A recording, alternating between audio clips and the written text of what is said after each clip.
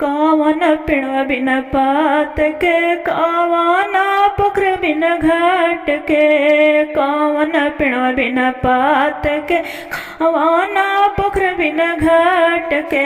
अरे कौन तेरी अवा बिन माई के न बाप के, कौन तेरी बिना माई के न बाप के कारस रचला बाबी हवाए गुरु जी, के कारस रचला बाबी हवाए गुरु जी। सूरज पिणव बिन पात के, समुंदर पुखर बिन घाट के, सूरज पिणव बिन पात के, समुंदर पुखर बिन घाट के।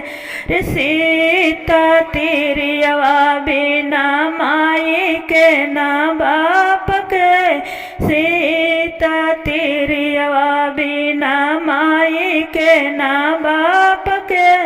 रामा जी सरा चला बाबी हवाए गुरु जी, रघुनंदन जी सरा चला बाबी हवाए गुरु